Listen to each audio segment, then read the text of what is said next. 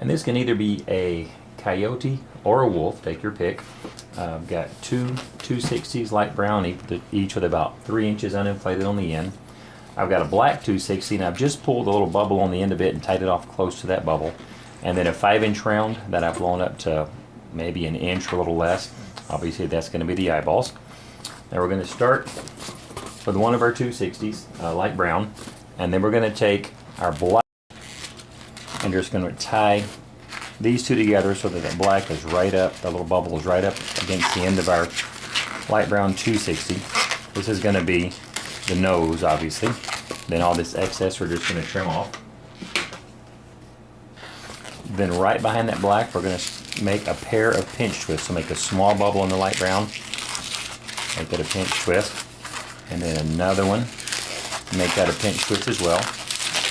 That's going to be the mouth for our coyote, and we're going to put the nose right up above it just like that. It's going to stay better when we finish his muzzle. So we're going to make about a 2.5 to 3 inch bubble. And we're going to make another little pinch twist, the back of that.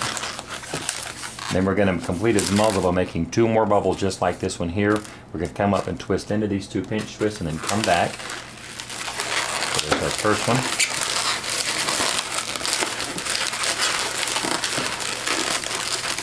And then our second one comes back just like that. And there's his muzzle, and with the 2 lips, that's got him where he's got his nose and he's up howling at the moon.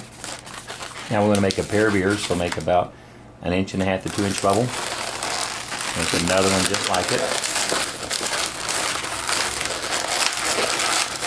And then we're going to make a pair of fold twists to give him his cheeks. So make a fold twist where it's about maybe 2 or so fingers wide once it's folded. Another one on the other side the same size.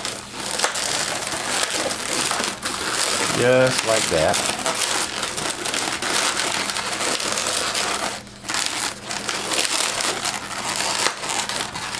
And there's his basic head. You've got his ears, his cheeks, there's his muzzle, his lips, and his nose there. There we go. And then what we want to do, we're not going to give him much of a neck. We want it there so it's going to push up, so we're going to measure his body out to about a 4-inch bubble. And then put a little pinch twist. And what's left is going to be his tail. Let's go ahead and put his eyes on. We're going to take our 5-inch round, divide it into 2 equal sized bubbles, and then we're going to bring those up from the bottom of his muzzle, and one around either side, and then put them up on top of his head, cross them over to lock him in place, and that also kind of pushes his ears back. So there's his head. Now we're going to take our second 260, and starting it up under his head, we're going to take the nozzle and twist it right up in there. Secure that in place.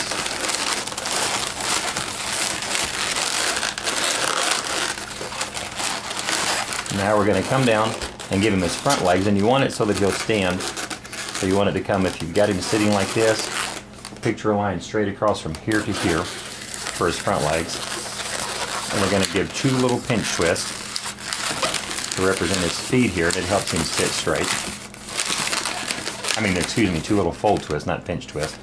And then 1 little pinch twist in between those to separate them and flatten them out. Just like that. Then we're going to come back up with another front leg the same size as our other one here. Twist that back in around his head to lock that in place.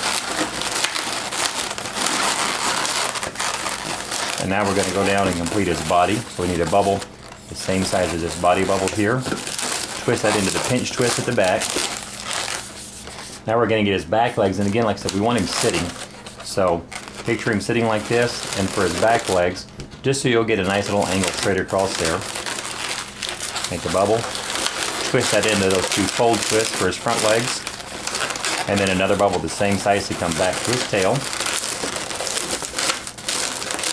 And then we're going to come back up and complete his body with a bubble back up along here. So 1 more bubble about the same size as these for his body. Twist that into all of these bubbles you've got up here for his head. Now any excess that you have, just pop off. You don't need it anymore. secure that loose end. Bring his tail back around. Tuck that in there nicely. His tail. And now he's sitting up. Give him some eyes.